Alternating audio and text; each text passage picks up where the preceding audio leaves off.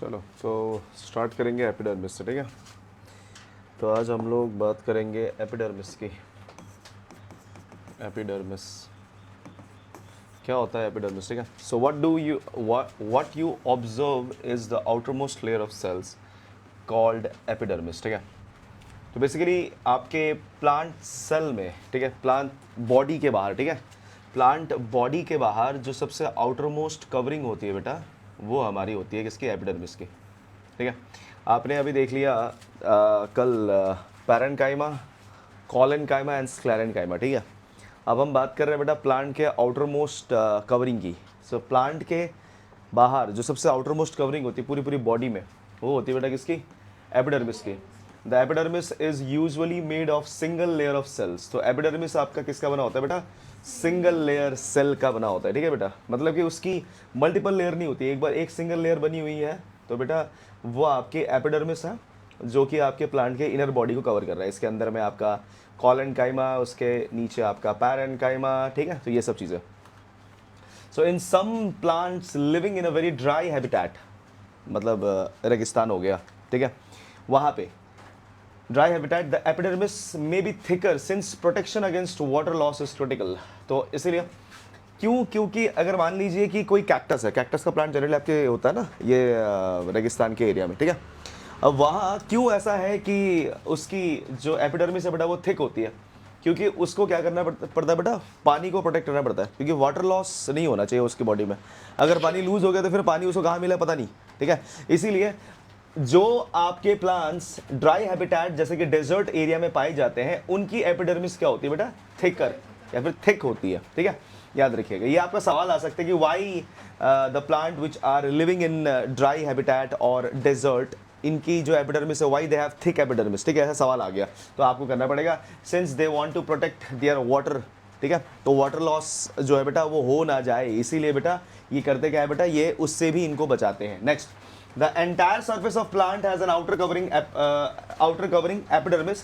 It protects all the parts of the plant, ठीक है। तो आपको यहाँ पे बता दिया गया है कि entire surface of plant की entire surface, चाहे वो लीफ हो, चाहे वो ब्रांच हो, चाहे वो स्टेम हो, चाहे वो रूट्स हो, कुछ भी हो, ठीक है बेटा, उन सब के बाहर में एक आउटर कवरिंग होती है, और वो कवरिंग क्या होती है बेटा, एपिडर्मिस होती है। और ये करता क्या है बेटा, it protects all the parts of plant, ये प्लांट के सारे पार्ट्स को प्रोटेक्ट करता है। Epidermal cell on the aerial, epidermal cells on the aerial. अब एरियल का मतलब क्या होता है बेटा, जो आपके पत्ते हो गए या फिर जो एंड के पार्ट्स, एंड जो होते हैं ना बेटा, उनको हम एरियल पार्ट्स कहते हैं बेटा। एरियल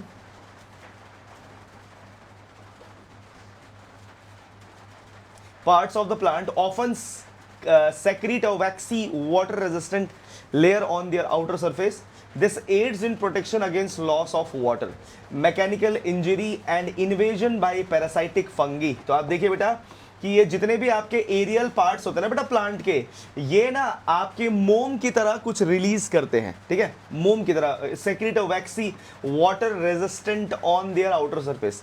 उनके सरफेस के ऊपर में ये क्या छोड़ते हैं बेटा, waxy substance, waxy water resistant substance, ठीक है, एक लेयर आ जाता है उनके ऊपर में, जिसकी मदद से ये वाटर लॉस बचा सकते हैं, मैकेनिकल इंजरी से बच जाते हैं ये, मतलब कि कोई हवा हवा तेज चली तो टूट गया, कुछ इंजरी हो गई, उससे बच जाते हैं ये।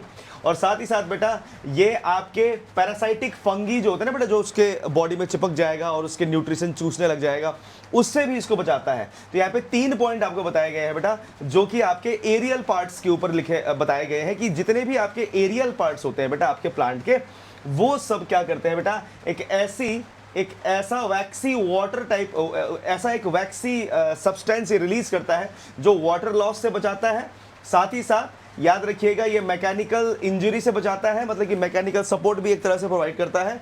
और साथ ही साथ बेटा ये पैरासाइट्स जैसे फंगी वगैरह आके इसमें चिपक जाएंगे या फिर उसके न्यूट्रिशन एक्सट्रैक्ट कर लेंगे, तो उन सब से भी ये बचाता है। Since it has a protective role to play, cells of epidermal tissue form a continuous layer without intercellular spaces। तो यहाँ पे याद रखिएगा बेटा कि ये एक प्रोटेक्टिव रोल प्ले कर रहे हैं, तो इनके बीच में कोई गैप नहीं होना चाहिए। क्या नहीं होना चाहिए बेटा, गैप। ठीक है। अगर गैप होगा तो फिर क्या हो जाएगा बेटा, वहां पे कुछ चीज एंटर कर पाएगा, क्योंकि प्रोटेक्शन, अगर मान लो कि आपके घर के आसपास आपने एक बाउंड्री वॉल बनानी है, ठीक है, अब आपने क्या किया, दीवार बनाया फिर छोड़ दिया, फिर दीवार बनाया फिर छोड़ दिया, बाउंड्री बनाने का क्या फायदा हुआ, कोई भी घुस जाएगा ना, है कि नहीं। तो इसलिए आपको समझना पड़ेगा कि अगर आप यहां पर कोई एक ऐसी बाउंड्री रेडी कर रहे हो तो उसमें क्या होना चाहिए बेटा, वो कंटिन्यूअस लेयर होनी चाहिए या फिर कंटिन्यूअस होना चाहिए, ताकि उसमें कोई गैप ना हो। अगर गैप नहीं होगा, इंटरसेलुलर स्पेस नहीं होता तो ये प्रोटेक्शन प्रोवाइड कर पाएगा। अगर इंटरसेलुलर स्पेस होगा तो उसमें गैप आ जाएंगे तो कोई भी वहां पे एंटर कर पाएगा। इसीलिए बेटा इन स्पेस को यहां पर हटाया जाता है। Most epidermal cells are relatively flat. ये क्या होता है बेटा, फ्लैट। अब ये समझ में आता है कि ये फ्लैट क्यों होते हैं, क्यों, क्योंकि ये एक लेयर है, ठीक है। जैसे हमारी स्किन को ले लो बेटा, ये फ्लैट लेयर है ना एक हमारे बॉडी के ऊपर में, ऐसा तो नहीं है ना कहीं उबड़ खाबड़ कुछ तो नहीं है, एकदम फ्लैट आपके बॉडी के ऊपर में एक लेयर बना हुआ है, ठीक है।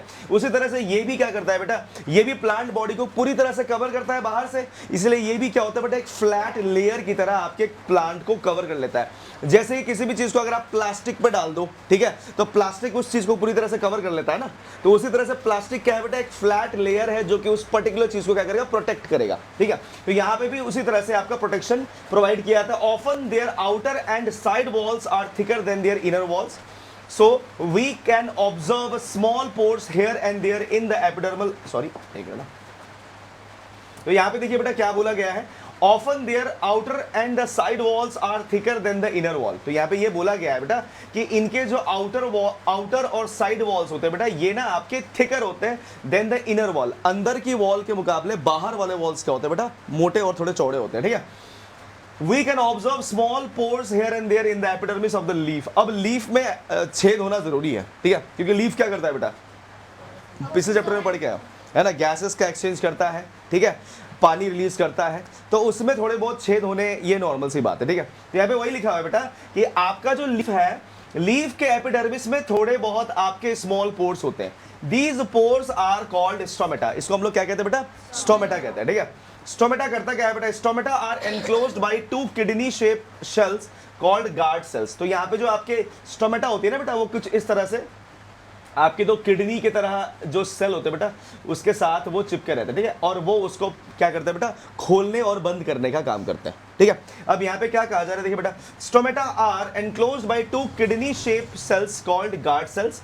दे are necessary for exchanging gases with the atmosphere. तो स्टोमेटा क्यों आपके इंपॉर्टेंट है बेटा, क्योंकि स्टोमेटा करता क्या है बेटा, एक्सचेंज ऑफ गैसेस करता है। किसके साथ बेटा, एटमॉस्फेयर के साथ। क्योंकि आपको पता होना चाहिए कि प्लांट को अगर अपना खाना खुद से बनाना है तो उसको CO2 की जरूरत पड़ती है, और वो CO2 कहां से लेता है, एटमॉस्फेयर से लेता है। तो ये आपके पत्ते के द्वारा लिया जाता है। अगर उसकी गार्ड सेल, अगर इसमें पानी भर जाता है तो ये खुल जाता है। क्या हो जाता है बेटा, ये खुल जाता है, और जब ये खुला होता है तो उस समय ये गैसेस एक्सचेंज कर सकते हैं, ठीक है। और जब ये पानी छोड़ देता है बेटा बाहर की तरफ, तो होता क्या है बेटा, ये सिकुड़ जाता है और ये बंद हो जाता है, ठीक। क्या हो जाता है बेटा, ये बंद। और जब ये बंद हो जाएगा तो इसकी गैसेस एक्सचेंज क्या हो जाएगी बेटा, गैसेस एक्सचेंज आपकी रुक जाएगी। तो इसलिए आपको समझना पड़ेगा बेटा कि यहाँ पर ये किस तरह से करता है आपकी गैसेस एक्सचेंज। तो यहाँ पे देखिए बेटा, तो आपके स्टोमेटा का फंक्शन क्या है, तो हमने कहा सर स्टोमेटा जो है बेटा, स्टोमेटा आपका दो किडनी जैसे शेप वाले गार्ड सेल से कवर्ड होता है, जो आपके गैसियस एक्सचेंज करने में हेल्प करता है। ट्रांसपिरेशन, जो कि आप देख सकते हैं, loss of water in the form of water vapour also takes place through stomata. तो यहां पे आप देख सकते हैं बेटा, दो चीजें आपका स्टोमेटा कर रहा है। पहला एक्सचेंज ऑफ गैसेस, कहा गया एक्सचेंजिंग गैसेस, और दूसरा ट्रांसपिरेशन। तो ये दो फंक्शन आपका कौन करता है बेटा, स्टोमेटा करता है, ठीक है। तो पहला चीज क्या करता है बेटा, एक्सचेंज ऑफ गैसेस, ठीक है, और दूसरा क्या, ट्रांसपिरेशन। अब आगे देखिए बेटा, ये भी स्टोमेटा के थ्रू ही होता है। अब यहाँ पे बोला जा रहा है कि recall which gas is required for photosynthesis. तो फोटोसिंथेसिस के लिए बेटा कौन सी गैस की जरूरत पड़ती है, CO2 की जरूरत पड़ती है। तो ये CO2 लेता है और O2 छोड़ देता है, और वही O2 आप लोग लेके जिंदा हो, ठीक है। हम लोग O2 थोड़ी छोड़ते हैं ना, हम लोग CO2 छोड़ते हैं। तो आप देखिए बेटा, epidermal cell of the roots whose function is water absorption commonly bear long hair like parts that greatly increase the total absorptive surface area. अब आपको यहाँ पे समझ में आएगा कि आपकी जो जड़ें होती है ना बेटा, आपकी जो जड़ें होती है बेटा, जड़ें आपकी क्यों इतने सारे यहाँ पे बाल जैसे इसके ना इतने सारे आपके निकले होते हैं, ठीक है।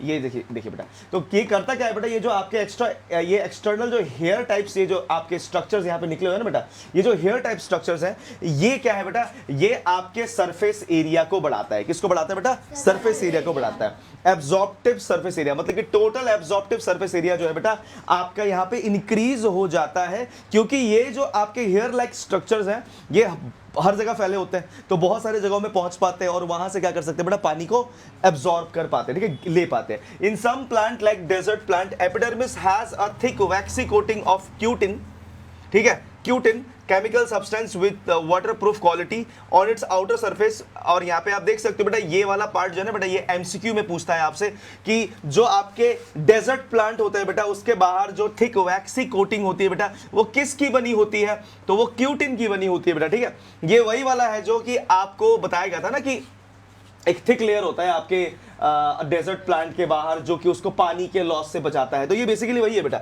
ये क्यूटिन जो होता है ना बेटा, ये आपके कैक्टस या फिर जो भी डेजर्ट प्लांट है बेटा, उसको वाटर लॉस से बचाता है। और साथ ही साथ याद रखिएगा बेटा कि ये वाटर प्रूफ क्वालिटी का होता है, ठीक है, देख सकते हो।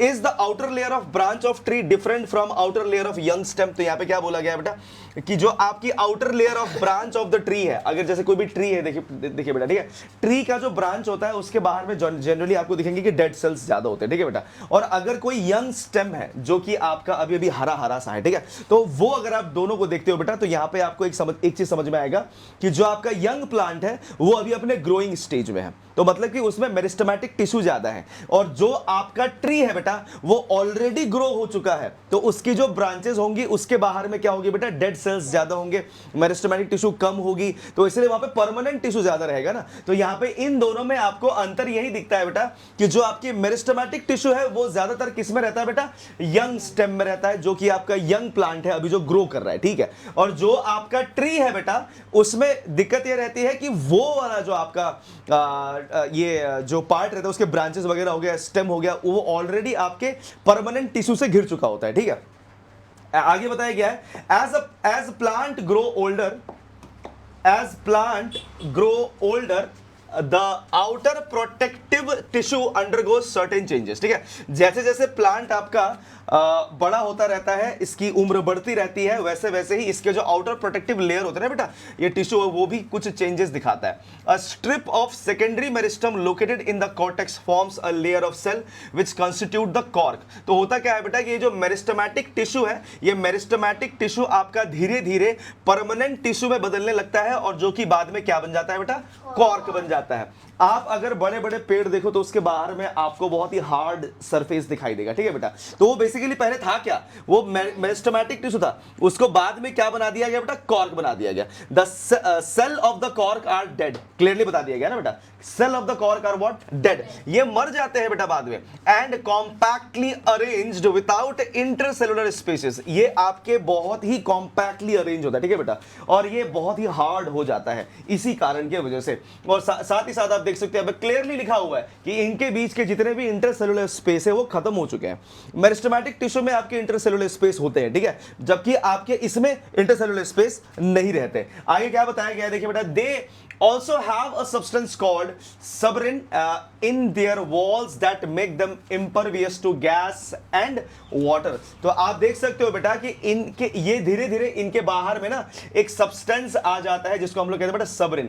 ये भी आपके एमसीक्यू में पूछा जाता है कि आपका जो कॉर्क है बेटा वो किस सब्सटेंस से बना होता है, तो हम कहेंगे सर वो आपका किससे बना होता है बेटा, सबरिन से बना होता है, जो कि इम्परवियस होता है बेटा गैसेस और वाटर के कांटेक्ट में। मतलब कि बेसिकली क्या करता है बेटा, ये आपके पानी और हवा के कांटेक्ट से कुछ नहीं होने वाला, इसको पानी से भी और हवा से भी इसको कोई असर नहीं होता, ठीक है। तो आप यहां पे देख सकते हो, यहां पे आपको काफी सारी चीजें पता चलती है जब आप यहां पे एपिडर्मिस पढ़ते हो, ठीक है। तो एपिडर्मिस में आपके ये सारी चीजें आपको यहां पे समझ में आती है। तो आपने अभी क्या क्या देखा और सुना, चलिए मैं आपको एक बार फिर से बता देता हूं, शुरुआत से देखिएगा। तो हमने स्टार्ट किया एपिडर्मिस से। एपिडर्मिस हमारा वो थिक लेयर, मतलब एक लेयर है बेटा आपके प्लांट के बाहर, जो कि प्लांट को प्रोटेक्शन देता है अगेंस्ट द एनवायरनमेंट, ठीक है। उसके बाद फिर हमने एपिडर्मिस में ही क्या देखा कि आपके जितने भी ये जो डेजर्ट प्लांट होते हैं बेटा, उसके बाहर में किसका कोटिंग होता है, काइटिन का कोटिंग होता है, जो कि उसको वाटर लॉस से बचाता है। और आपने ये भी देखा कि जितने भी एरियल पार्ट्स हैं आपके प्लांट्स के, वो आपके सारे सारे वैक्सी कुछ एक ऐसा सब्सटेंस प्रोड्यूस करते हैं जो कि बेसिकली काइटिन ही होता है, ठीक है। वो क्या करता है बेटा, वाटर लॉस से बचाता है, ठीक है। उसके बाद मैकेनिकल सपोर्ट प्रोवाइड करता है और फंगी से बचाता है, जितने भी पैरासाइट्स है उससे बचाता है, ठीक है। और साथ ही साथ आपने इस वाले पार्ट में ये देखा कि आपका जो ये मेरिस्टेमेटिक टिश्यू है बेटा, जो है वो आपका फाइनली किस में कन्वर्ट हो जाता है, परमानेंट टिश्यू में, जो कि आपका फाइनली क्या बन जाता है बेटा, कॉर्क बन जाता है, जो कि आपके प्लांट को क्या करता है बेटा, प्रोटेक्ट करता है फ्रॉम द एक्सटर्नल एनवायरनमेंट। और साथ ही साथ आपने यहां पे स्टोमेटा का फंक्शन भी देख लिया। स्टोमेटा का फंक्शन बहुत इंपॉर्टेंट है बेटा, वो आपको सवाल जरूर से आएगा, ठीक है। स्टोमेटा के ऊपर सवाल हमेशा ही आता है कि स्टोमेटा क्या करता है, ठीक है। स्टोमेटा के फंक्शंस बताओ। तो स्टोमेटा बेसिकली गार्ड सेल से कवर्ड होता है। गार्ड सेल अगर खुला रहेगा तो गैसेस की एक्सचेंज हो पाएगी और पानी जो है बेटा लूज कर पाएगा वो ट्रांसपिरेशन के मदद से। बट अगर गार्ड सेल बंद रहेगा तो ये सारी चीजें क्या रहेंगी बेटा, बंद रहेंगी, ठीक है। ना ही कोई पानी का लॉस होगा, ना ही कोई गैसेस का एक्सचेंज होगा। तो ये सारी चीजें किससे होती है बेटा, लीफ से होती है। और जो पत्ता होता है ना बेटा, पत्ता के ऊपर होता है स्टोमेटा या नीचे होता है, चलिए बताइए तो, ऊपर या नीचे?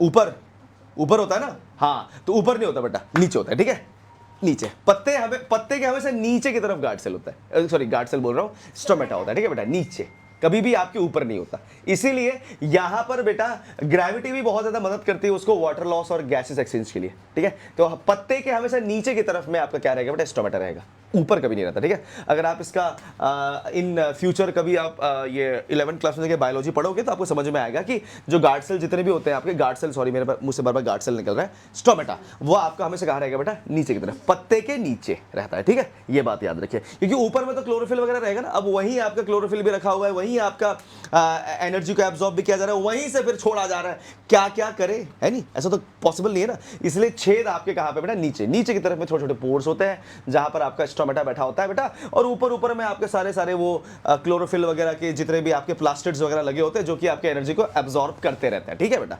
तो इस तरह से ये सारी चीजें चलती हैं। चलिए अब आगे बढ़ते हैं बेटा। अब नेक्स्ट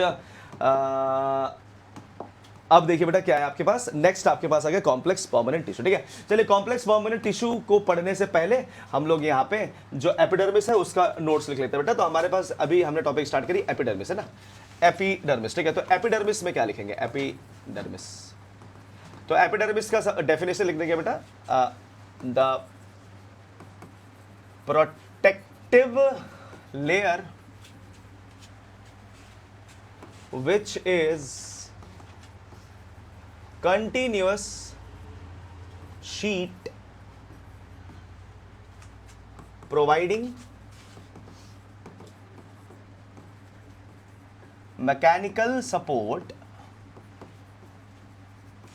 to the plant, ठीक है।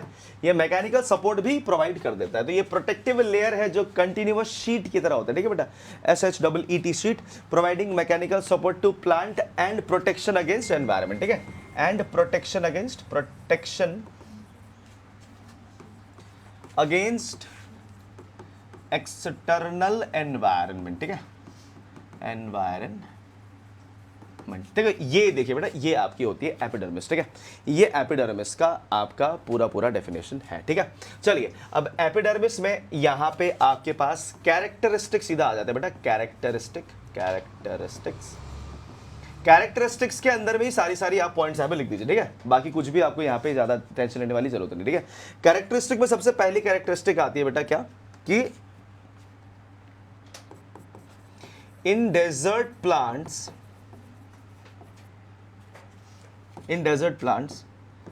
the epidermis is thick, which provides protection against water loss, ठीक है बेटा, वाटर लॉस याद रखिएगा, वाटर लॉस से इनको प्रोटेक्ट करता है। क्या बेटा, against external environment, external environment, ठीक है बेटा, एक्सटर्नल एनवायरनमेंट। दूसरा पॉइंट आप क्या लिख सकते हैं बेटा, ठीक है, द एरियल, एक minute,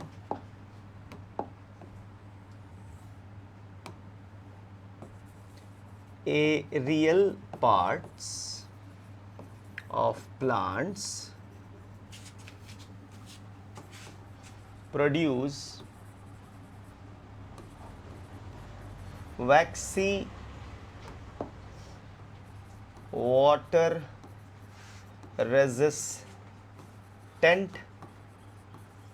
substance which protect them against water loss, ठीक है, एंड पैरासाइट्स, ठीक है, पैरासाइट्स जैसे कि फंगी, इसमें ब्रैकेट में लिखा बेटा fungi, and also provide mechanical support, ठीक है, मैकेनिकल सपोर्ट, ठीक है। तो ये आपका दूसरा पॉइंट हो जाता है, ये कैरेक्टरिस्टिक्स हो गया बेटा। पहला मैंने बता दिया आपको बेटा कि डेजर्ट प्लांट में आपकी ये एपिडर्मिस थिक होती है ताकि वो वाटर लॉस से बचा सके उनको, ठीक है। दूसरा पॉइंट मैंने आपको क्या लिख के बताया बेटा कि एरियल पार्ट्स जो होते हैं प्लांट्स के बेटा, जैसे कि पत्ते वगैरह है ना आपके, ये produce vaccine water resistant substance which protect them against water loss and parasites, जो कि फंगी है, and also provide mechanical support, ठीक है। चलिए लिख लिया, चलिए जल्दी लिखिए।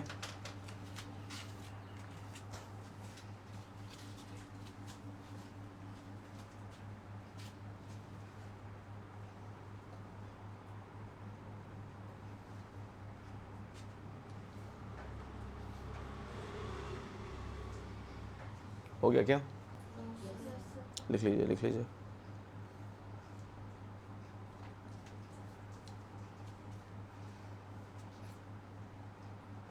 आप इनके साथी हो क्या?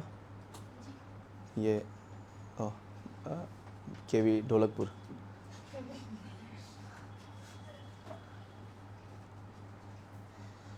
चलो कोई बात नहीं, पहले सिर्फ ढोलकपुर के ही बच्चे थे और आज देखो सबसे ज़्यादा खुश तो हमारा अंशुकलाई होगा, उसने पूरे 1 साल बिता दिए लड़कियों के साथ।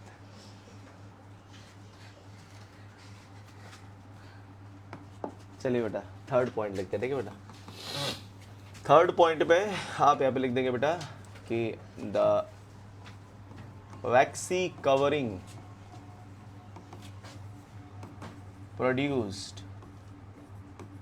by plant is made of chitin, cutin था ना,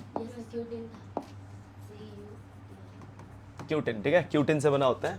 क्यूटिन काफ़ी हार्ड सब्सटेंस होता है, ठीक है बेटा, इसको जनरली आपके जो ये डिकम्पोजर्स डिकम्पोज नहीं कर सकते, ठीक है, काफ़ी हार्ड होता है ये, ठीक है, इसीलिए बहुत अच्छा है बेटा। ये पेड़ों के बाहर, ये पेड़ों के, हाँ जी, वो जो है पत्ते वत्ते हो गए उसके ऊपर से निकलता है, हाँ। तो ये बेसिकली आपका जो है बहुत ज़्यादा आपका वैक्सी टाइप का होता है, ठीक है। जैसे आप लोगों ने शायद नहीं देखा होगा, छोड़ो, चलो फोर्थ पे आइए बेटा। द सेकेंडरी मेरिस्टम, ठीक है, सॉरी,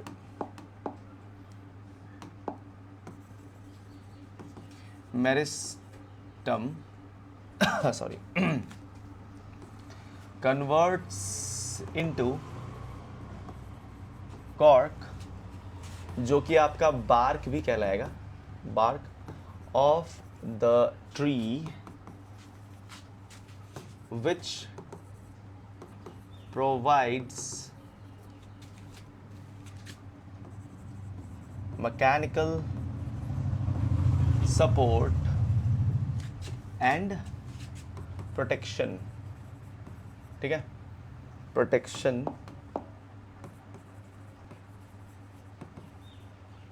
टू द प्लांट, ठीक है बेटा, टू द प्लांट्स। तो आप देख सकते हो बेटा ये आपका हो गया। इसके बाद ये इतना 4 पॉइंट लिखने के बाद काफ़ी है, ठीक है, इससे ज़्यादा कुछ लिखने की जरूरत नहीं। हाँ एक और जो बेटा ये इसमें एक चीज़ लिख देना बेटा, इट इज़ मेड ऑफ सबनिन, सबनिन था ना, सबनिन, सबरिन,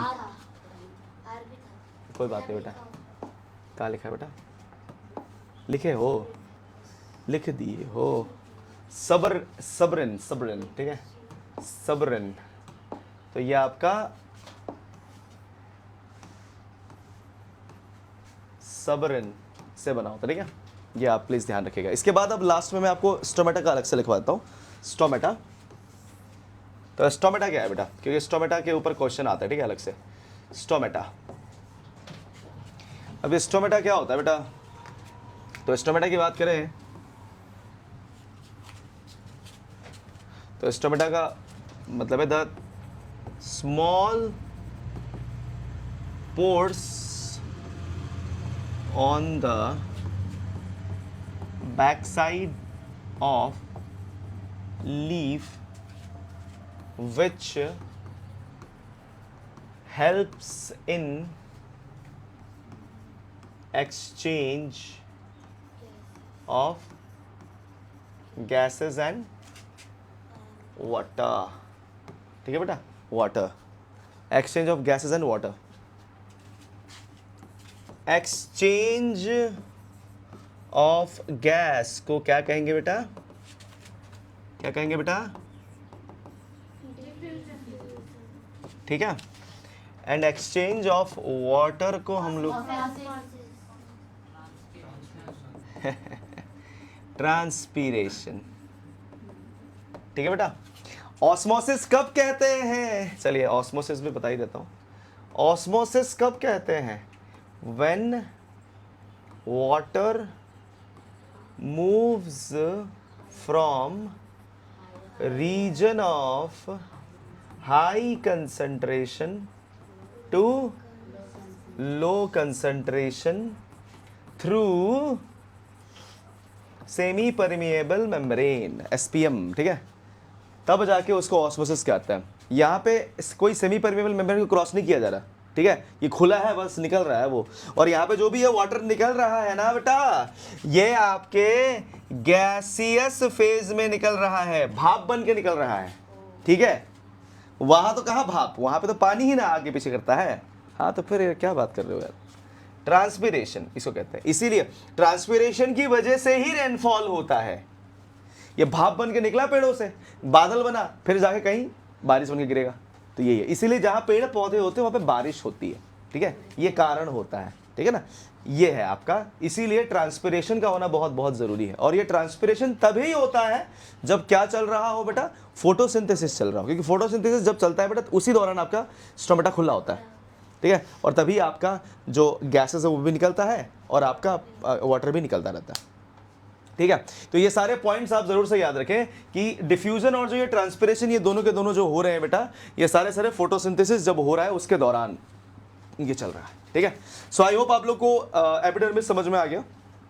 तो एपिडर्मिस में आपके ये सारे पॉइंट्स हैं, इतना अगर आप पढ़ लेते हैं तो काफ़ी रहता है आप लोगों को। जैसे मैंने परमानेंट टिश्यू का लिखवाया था और मैंने आपको मेरिस्टेमेटिक का लिखवाया था। अब लास्ट एक बचता है बेटा आपका, वो है आपका कॉम्प्लेक्स परमानेंट टिश्यू, उसके बाद फिर आपका प्लांट टिश्यू खत्म हो जाएगा, ठीक है। चलिए बेटा, तो उसको खत्म कर लेते हैं, ठीक है। तो अब हम बात करेंगे बेटा कॉम्प्लेक्स परमानेंट टिश्यू की। किसके बेटा, कॉम्प्लेक्स परमानेंट टिश्यू। अब कॉम्प्लेक्स परमानेंट टिश्यू में बेटा आपके दो ही मेंबर्स हैं, जाइलम और फ्लोएम, ठीक है। अब यहां पे ध्यान दीजिएगा बेटा, कॉम्प्लेक्स परमानेंट टिश्यू हम लोग डिस्कस कर रहे हैं। The different types of tissue we have discussed until now are all made of one type of cell. सबके सब एक ही टाइप के सेल से बने थे, which look like each other, जो एक दूसरे की तरह दिखते हैं।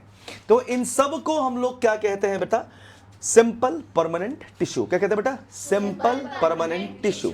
मतलब कि सिंपल परमानेंट टिश्यू का जो डेफिनेशन है अगर हम यहां पे बताएं आपको, तो मैं बता दूंगा बेटा कि सिंपल परमानेंट टिश्यू, जो सिंपल आपकी सिंपल परमानेंट टिश्यू है बेटा, सिंपल परमानेंट टिश्यू है, ये क्या होता है बेटा, looks similar but different function, but different function. ध्यान रखिएगा बेटा, ये इसकी डेफिनेशन है। तो कॉम्प्लेक्स परमानेंट टिश्यू क्या होता है बेटा, इसका उल्टा। ठीक है, look similar, look different, looks different but same, but similar function भी बोल सकते हो, सेम फंक्शन भी बोल सकते हो, सिमिलर फंक्शन बोल दो, बट सिमिलर फंक्शन। मतलब कि उल्टा काम है ना इसका, मतलब कि ये अलग अलग दिखते हैं बट काम सेम करते हैं। ठीक है, और यहां पे क्या बोला जा रहा है, दिखते सेम है बट काम अलग अलग कर रहे हैं। ठीक है, जैसे एग्जांपल देखिए ना, पैरेन्काइमा, कोलेन्काइमा, स्क्लेरेन्काइमा, ठीक है, एरेन्काइमा, क्लोरेन्काइमा, ठीक है, ये एपिडर्मिस, ये सारे एक ही तरह के दिख रहे हैं बट सबका काम अलग अलग है। ठीक है, सबका वर्क अलग अलग था ना, बट यहां पे देखना बेटा, ये सारे अलग अलग दिखते हैं बट काम एक ही करते हैं। ठीक है, अभी आपको समझ में आएगा कैसे, ये कैसे अचीव किया जा रहा है, ध्यान देना। ठीक है, चलिए, सो यहां पे हमने क्या कहा कि such tissue are called simple permanent tissue, yet another type of permanent tissue is complex tissue. अब कॉम्प्लेक्स टिश्यू क्या है बेटा, देखिए, complex tissues are made of more than one type of cell, ये बोला गया क्लियरली। देखिए, ये ऐसे टिश्यू है जो कि एक से ज्यादा टाइप के सेल से बने होते हैं। ठीक है, मतलब कि ऐसा टिश्यू जो कि एक से ज्यादा टाइप के सेल चिपक चिपक के बने हैं, पर all these cells coordinate to perform a common function. But ये सारे के सारे जितने भी सेल्स है बेटा, ये कोऑर्डिनेट करके एक कॉमन फंक्शन को अचीव करते हैं। ठीक है, क्लियरली बता दिया गया कि all these cells coordinate to perform a common function. तो यहां पे कॉम्प्लेक्स टिश्यू का आपका डेफिनेशन क्या होगा कि वो टिश्यू जो एक से ज्यादा टाइप के सेल से बने हैं, पर ये सारे के सारे मिलकर एक कॉमन फंक्शन को अचीव करते हैं। तो इसलिए यहां पे कहा गया ना बेटा, looks different but similar function, अलग अलग दिखते हैं, अलग अलग सेल है इसमें, बट सब मिलके एक ही काम करते हैं। सब मिलकर क्या करते हैं बेटा, एक ही काम करते हैं। ठीक है, तो जाइलम एंड फ्लोएम है बेटा इसके एग्जाम्पल में क्या बोलूं, जाइलम एंड फ्लोएम ही है। ठीक है, जाइलम एंड फ्लोएम जो है बेटा इसके आपके मेन पार्ट्स है। कॉम्प्लेक्स परमानेंट टिश्यू में जाइलम जो है बेटा वो आपका एक टाइप का कॉम्प्लेक्स परमानेंट टिश्यू है, और फ्लोएम जो है बेटा आपका वो एक टाइप का कॉम्प्लेक्स परमानेंट टिश्यू है। ठीक है, तो आपके पास कितने आ गए बेटा, जाइलम एंड फ्लोएम। ठीक है, जाइलम एंड फ्लोएम। चलिए, तो मैं जाइलम एंड फ्लोएम को आपको फटाफट से एक्सप्लेन कर देता हूं। ठीक है बेटा, जाइलम एंड फ्लोएम का सबसे मस्त बात यह है कि आपको एक बात समझना पड़ेगा कि जाइलम के जितने भी पार्ट्स हैं वो सब मिलकर एक ही फंक्शन करेगा, और फ्लोएम के भी जितने भी पार्ट्स हैं वो सब मिलकर एक ही फंक्शन करेगा। इसका मतलब ये होगा कि आपका बहुत बड़ा हेडेक खत्म हो गया कि आपको अब करना क्या है कि जाइलम के सिर्फ कंपोनेंट्स याद रखने हैं, क्योंकि सब मिलकर फंक्शन तो एक ही अचीव करेंगे, है कि नहीं। तो मतलब कि अगर आपको उसका एक भी फंक्शन याद हो गया तो सारे मिलकर तो वही फंक्शन करने वाले हैं। ठीक है, तो जाइलम एंड फ्लोएम, तो यहां पे क्या बता दिया गया बेटा, कॉम्प्लेक्स परमानेंट टिश्यू। बेटा complex permanent tissue, permanent tissue. चलिए बेटा इसको डिस्कस करते हैं। ठीक है बेटा, तो हमने क्या कहा बेटा, कॉम्प्लेक्स परमानेंट टिश्यू है क्या, तो हमने कहा बेटा कि those tissues which are made up of different types of cells but achieve similar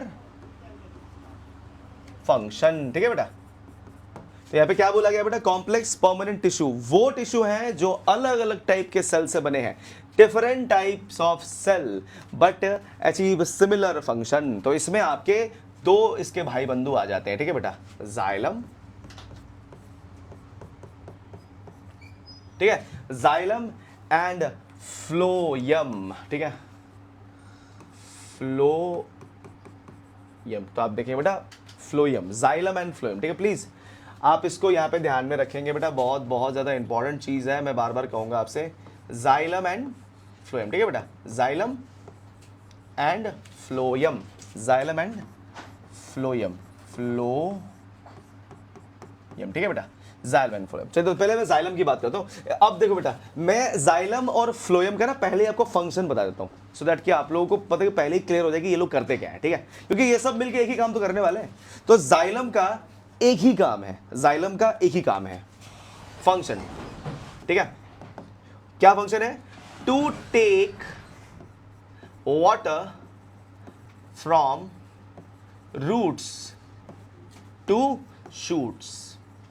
मतलब कि जड़ों से पानी लेना और पत्तों तक पहुंचाना। शूट्स का मतलब क्या हो गया, पत्ते, LEAVES, ठीक है, पत्तों तक। जड़ों से पानी उठा लिया और कहां तक लेके चला गया, पत्तों तक लेके चला गया। बस इतना ही काम है जाइलम का, और कोई काम नहीं है इसका, ठीक है। जाइलम का और कोई काम नहीं है बेटा। क्या करना है बेटा ऐसा काम, पानी को ट्रांसपोर्ट करना, जड़ों से कहां तक, पत्तों तक, ठीक है। और ये जब तक से रहेंगे तब तक से आपका काम फोटोसिंथेसिस चलता रहेगा, क्योंकि फोटोसिंथेसिस करने के लिए पानी की जरूरत तो पड़ती है ना, तो ठीक है। तो ये देखिए बेटा, इसका फंक्शन ये है। अब फ्लोएम का काम क्या है बेटा, फ्लोएम का फंक्शन क्या है, अब ये भी मैं आपको बता देता हूं। इसके आगे और कोई फंक्शन की जरूरत नहीं है आपको बेटा, ठीक है, ये एक ही फंक्शन है इसका।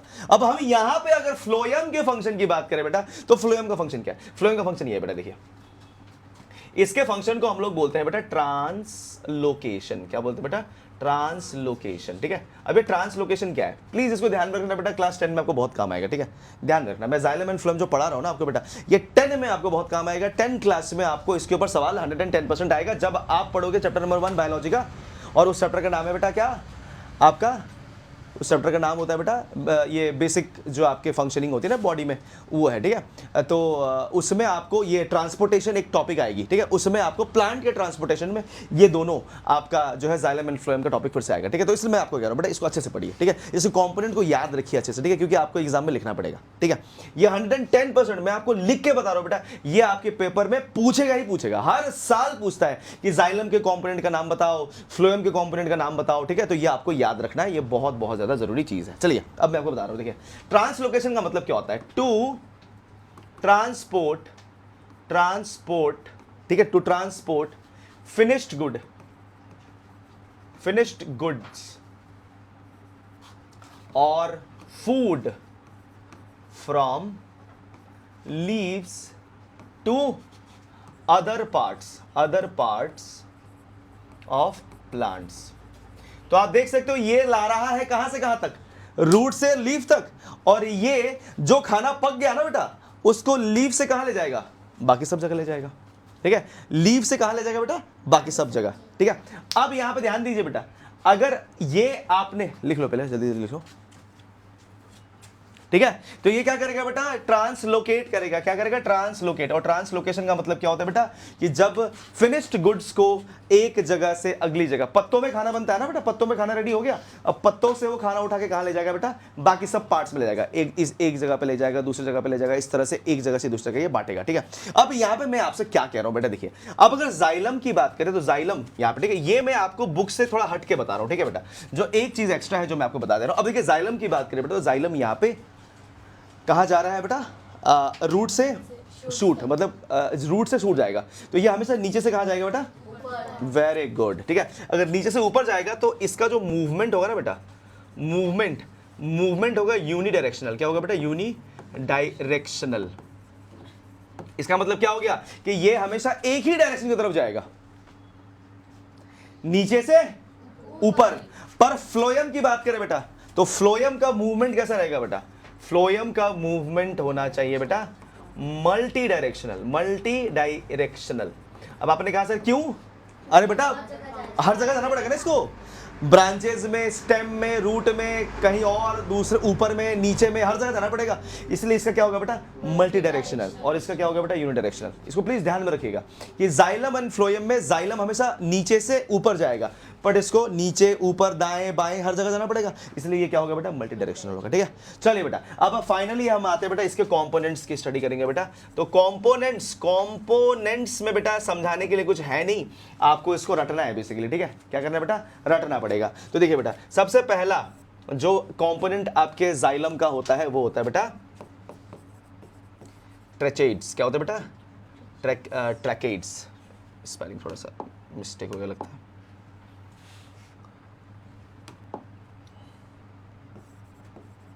ठीक है, ट्रैकेड्स। दूसरा होता है बेटा आपका ये CHAIDS है, ठीक है बेटा, AIDS। दूसरा होता है बेटा वेसल्स। क्या होता है बेटा, वेसल्स, ठीक है। तीसरा होता है बेटा आपका जाइलम पैरेन्काइमा, ठीक है बेटा। और चौथा होता है बेटा आपका जाइलम फाइबर्स, ठीक है, जाइलम फाइबर्स। इन चारों में से एक ही लिविंग है, कौन सा, पैरेन्काइमा, ठीक है। क्योंकि पैरेंट का में लिविंग होता है ना, कल ही तो डिस्कस किया भैया, इतना है कि नहीं। अब इसके कंपोनेंट्स क्या क्या है, अब इसके कंपोनेंट सबसे पहला, ठीक है, इसके कंपोनेंट में सबसे पहला हमारा आता है बेटा इसमें सीव सेल्स, सीव सेल्स, ठीक है। दूसरा सीव ट्यूब्स, ठीक है, सीव सेल्स, सीव ट्यूब्स। तीसरा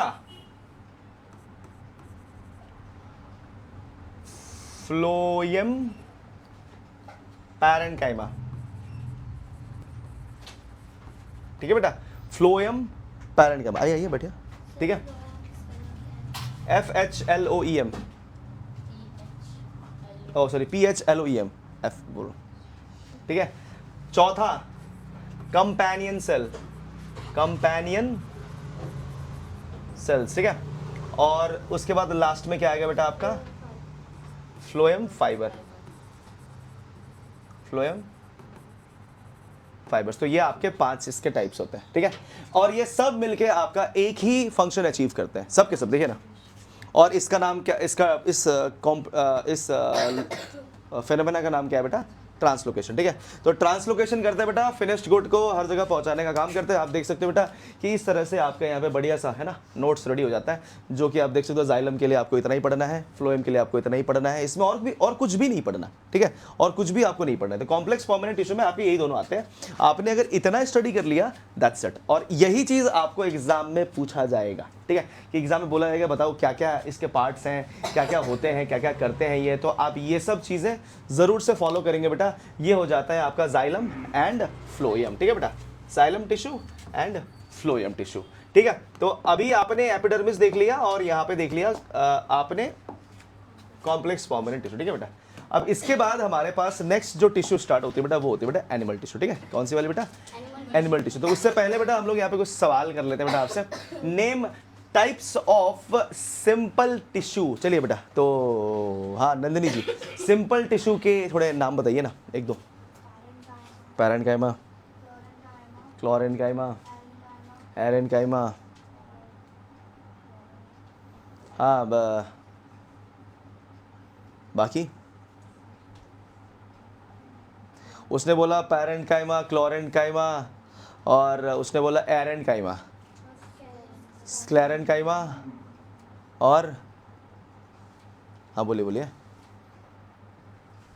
उसने एक चीज़ छोड़ दिया है, कॉलेन्काइमा, ठीक है। क्या बेटा, कॉलेन्काइमा, ठीक है, ओके। एक और छोड़ा हुआ है लास्ट, आज ही जो पढ़ाया मैंने, एपिडर्मिस। तो ये 6 आपके कुल मिला के सिंपल टिश्यू होते हैं, ठीक है बेटा। 6 कितने बेटा, 6, ठीक है। तो मैं फिर से सबका नाम बोल दे रहा हूँ, सिंपल टिश्यू, ठीक है। चलो मैं लिख ही देता हूँ, क्या करना है ना, मैं पे लिख ही देता हूँ जिससे कि आपको पूरा आइडिया हो जाएगा। मैं फिर से कहूँगा कि आपको ये अगर याद रहेगा बहुत बढ़िया। तो सिंपल टिश्यू में पहले का सवाल आया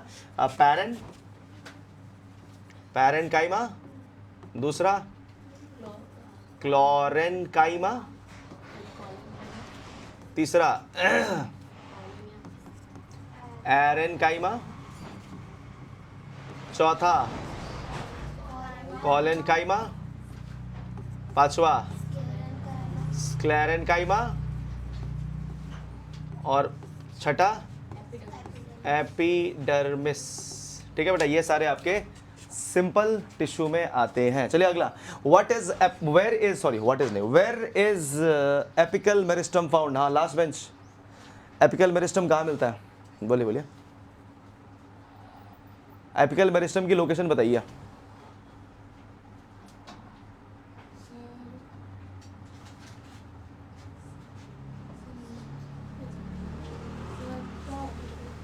हाँ हाँ, tip of roots and shoots, ठीक है, tip of roots and shoots, please लिख लीजिएगा बेटा, ठीक है, tip of roots and shoots, ठीक है। तो ये थोड़ा ध्यान रखिएगा। अगला, which tissue makes up the husk of coconut, coconut, हाँ हाँ जी, स्क्लेरेन्काइमा, ये रहा इसका आंसर बेटा, स्क्लेरेन्काइमा, ठीक है। तो ये आपका स्क्लेरेन्काइमा होता है। चलिए ये वाला आप खुद से बिना देखे बताइए, what are the constituent of phloem. जितना याद हो गया आप लोगों को, चलिए बताइए, हाँ बताइए फ्लोएम का, कॉपी में मत देखना, ऐसे बोलो। फाइबर्स हाँ और कंपेनियन सेल हाँ और सर हाँ, बोलिए बेटा, आपका नाम क्या था? हाँ, श्रेयांश, बोलिए श्रेयांश। कंपेनियन सेल बोल दिया उसने, और उसने बोल दिया क्या? सर वो फ्लोएम फाइबर्स। फ्लोएम फाइबर्स उसने बोल दिया। और बताइए।